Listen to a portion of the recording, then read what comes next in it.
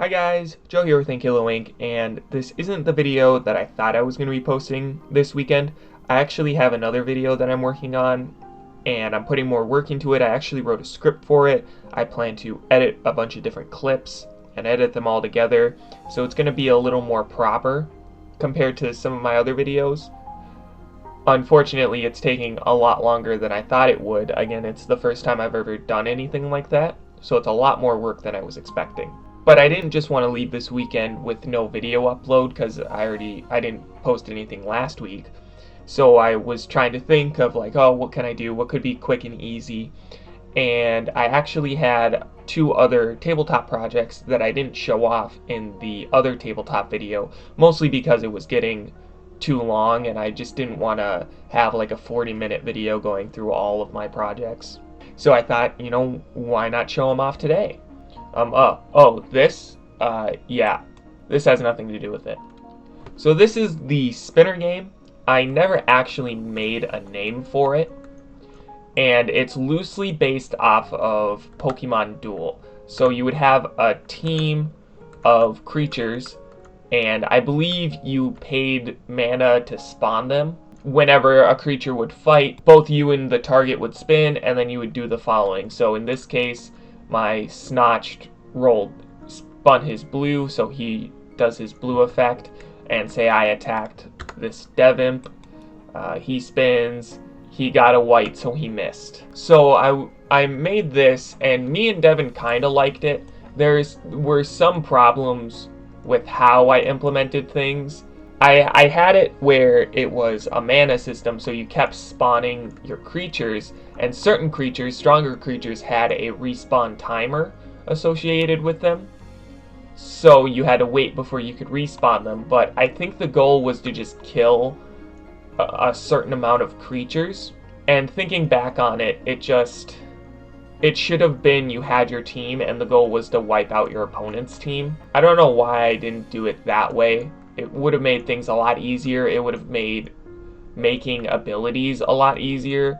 But at the same time, so this is based off Pokemon Duel, which I kind of just remembered one day and was like, oh yeah, I want to make that into a game. So I just kind of ran into it, and I didn't really look at how Pokemon Duel did some of its things. Let's just move that out of the way. Did some of its things, so a lot of the abilities are very plain and simple. It was a lot of fun playing with the spinners. Like, it's really fun to have the spinners, but from outside of like a tabletop perspective, if I were to ever want to put this out for you guys to print and play or to play for yourselves, it would have to be a digital version, which requires a lot more work than a print and play version. So that alone was another reason why I kind of stopped with it. Spinners are fun, but they don't really work unless you have the resources to make them. I even made some tile-like things to help keep track of certain stuff, like how many kills you've gotten, or how much mana you have, and then like how long a creature had to revive. I was planning on including items, and there were more creatures that I was going to have. Yeah, it just kind of fell flat. Also, another thing, there really weren't any types. Like, there are red, purple, blue, and green cards, but they don't really mean anything. They were just kind of loosely like, oh, this is an aggressive card. Oh, this is a defensive card. This one's support. This one's disruption. It had problems. It was kind of fun, but it definitely had some major design flaws.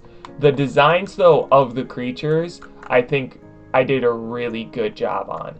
And funny enough, or interesting is what I should say, how I made these creatures was I went on to a Pokemon Fusion website and I fused a bunch of creatures and made a bunch of like outlines, you could say, from there. And then from those outlined creatures, I would draw and recreate them, obviously in my own style, and just remake them to something really cool in my opinion. Like, I love all of these designs. These are all such good designs. Like Orbula, well, I suppose I don't need to say their names, but they just, I really do like all these designs. I think I really did good with these. I think I might come back and try to reuse these designs somewhere, or maybe even try to remake the game. So that was the spinner game. Again, it doesn't actually have a name. I never took the time to figure one out, and by the time yeah, I would have tried to. I was already moving on to other projects. The other game that I want to show off is, well, does it have a name? Oh, it does. It's called Battle Dudes. Referred to as the lane test game by me. So how it works is you would have a deck of 50 cards, and the first 4 cards of your deck would come up here as barrier cards. Then you would draw cards, and then you would play them. So to start, you need mana to play cards. So how do you get mana? You start with 2 mana of choice. There was going to be a specific mana card for each, but I didn't come around to making it. So you would start with 2 mana of choice, and then every turn you could add a mana to your any card to your mana pile as a mana resource. And then depending on what color of mana it is, dictates what can be used. So red mana can only be used to spawn red cards. And then some cards had no mana, a white mana cost, but I think that was reserved only for traps. So in this test version, there were 3 colors. Funny enough, this is actually related to the video that I'm editing and working on, ties into that. So there's the blue color, which is ranged and like defensive and board control. Then you have the red color, which is very aggressive, lots of damage, removal cards. And then you have gray, which is, low stats, but they have a lot. They're fast. So, you get a bunch of like zombie tactics, reviving cards, and all that shit. So there were creatures and spells, and then spells were divided up into traps and, just regular spells. Traps would actually be placed face down, and all traps cost 1 of their color and then 2 of any other color. That was to help prevent your opponent from knowing what trap you played. Most traps were negatives, but I tried to add... No, I think I removed those. Originally, I was thinking there would be some beneficial traps and some negative traps, but then I kind of just changed that and removed that idea. So I think most of the traps are negative. So if we look at a creature card, you got the cost up here, the name over here, basic stats, you got attack, power, and health. But then you also have some more interesting stats. You have a row stat, which we'll get to very quickly, but then you also have these directional arrows, which we'll get to right now. So basically, when you spawn a creature, you spawn it to the corresponding row. So this dire wolf can be placed at row 3, 2, or 1. So basically, you can spawn it as far as the row is. So the farther up, the weaker it is. Then you can move based off the orange arrows and attack based off the red ones. So if there was an imp right here, dire wolf could move around it or attack it. And then each character, like if we look at imp can only attack forward and move forward. And every character had, slightly different stats, health, combo, attack, orientation, movement, all the good stuff. And then, some cases like Imp does a counter attack. So if he gets attacked, he does 2 damage back. Whereas Dire Wolf can move 2 spaces. So the goal of the game was to break the 3 crystals. So how you did that was simply by getting a creature to the end and then moving it 1 more space. That would break a crystal. And that's where the barrier cards come in. So let's say this Imp moves up 1. I would gain the barrier card, and then the Imp would die. So then now this space is open for me to play row 1 cards there, but then if my opponent gets another card here, he can move 1 more space to break one of my crystals. General mechanics of the game, I loosely based it off of Stormbound, I believe it's called. Stormbound is far more simple than this game. You play creatures and they automatically move forward and they just attack adjacent enemies. And I wanted something to have where it had more control and it felt like you were impacting the game. The problem with this was it just took too long. The game took far too long. Some ways to fix it were to either remove the barrier cards, which I felt really removed the spirit of the game, or to lower the health of the game to only 1 or maybe 2. But I just felt like at that point maybe the concept, the idea just wasn't really worth pursuing. Like it wasn't as fun, it just took too long. So I actually went to work on some other projects. So let's go over some of the creatures. So for row 3, for the robots, we've got Droid, which is like their basic unit, but unlike the other two colors, Droid is a very strong basic unit. Then you have Automaton, which is board control. He can actually move an enemy in any direction when he's played. Then you have Battery, which just gives 2 mana instead of 1 when used as a mana source. You then also have the Stone Wall, which is purely defense. For their row 2 cards, you got Buzzsaw, which gets stronger to enemies that are already damaged. You then have Tempest, which gains power for every adjacent friendly minion, and he actually does counter damage. So does the Buzzsaw. Then you have Mechanic, which can pay to heal an adjacent ally, and once per turn you can move an adjacent trap card, or move a trap card to an adjacent tile. Then for their row 1 cards, they've got the super strong Tank, which takes less damage and does counter damage. And then you have the Sniper, which is very frail, but does a lot of damage and from range. Their spells, they have a Repair Kit, which just fully heals a minion. They've got a Cannon Shot, which does a little bit of damage. Teleport, which actually swaps places of 2 minions. And then Tornado, which is a trap that shuffles the minion back into the owner's deck. Then for the demons, they've got the Lava Blob, which is a suicidal unit.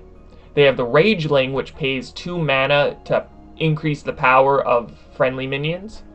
The Imp, which is their basic unit, but does counter damage. Then for their row 2s, they have the Ibat, which can pay 2 mana to search for any card and add it to your deck. It can also move 2 spaces. They have the Spire, which is a fragile defensive tower that attacks from range. We then have the Pyrolite, which is another ranged attacker. Then for their row 1 cards, we have the Archfiend, which gains 1 power for every damage done to him. And then he can also move 2 spaces. We have the Minotaur, which does counter damage, but he can only move after attacking. Their last minion is the Elemental, and he loses 1 health every turn, but he does counter damage and ignores counter damage. So the demons have a lot of counter damage opportunities. Then for their spells, they have Meteor Crash, which does 4 damage to a target and then 2 to any adjacent enemies. A very strong removal card.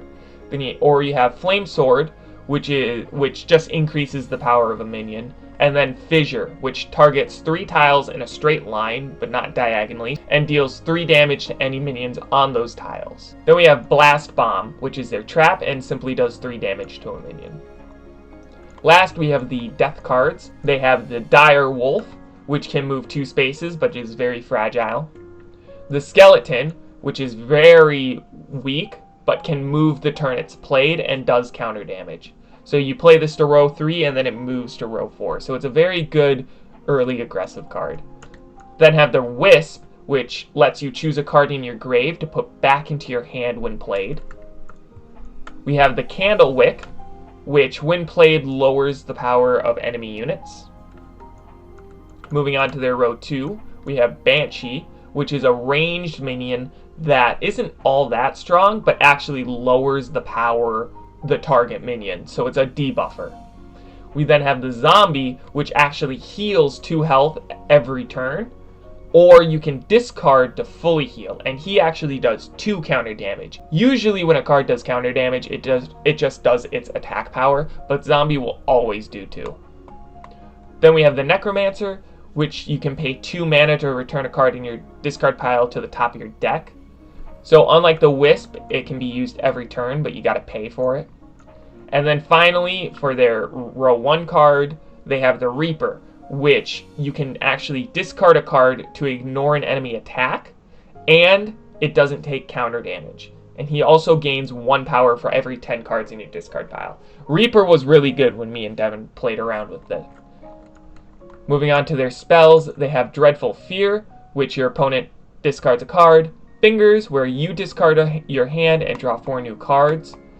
Then their Traps, which they have the most of. They have the Gravestone, which the minion can only attack and move straight forward now. The Wraith, which removes the minion ability. and then the Cold Breath, which stops the minion from attacking for 1 turn. So that was, what was it called again? Battle Dudes, which I always just referred to as the lane game. It was pretty fun when me and Devin played it, but it just took way too long, and some of the ways to fix that just felt like it was hindering the game and ruining it. Like, it just didn't feel the same. So those were the 2 projects I wanted to show. I wanted to get something out this week so it wasn't 3 weeks in a row where I wasn't posting anything. I didn't have the ability to do an old card showcase, and I didn't want to post 2 Fossil Fighter videos back to back. Again, I feel like I should try to vary up what I post every week. So yeah, that's about everything that Oh, you again. Well, you know, it is taking me a little longer to finish this secret project of mine. I am getting a little antsy. Why don't I just show you one of the cards? Yeah, that should be fine, right? Now, if you got any opinions on the art style, just let me know in the description, but I don't think it's going to be changing. So, that's all I've got for you guys. I hope you guys enjoyed. Hopefully I'll see you guys next week with a really cool video. But besides that, that's all I've got. So see you next time. Bye.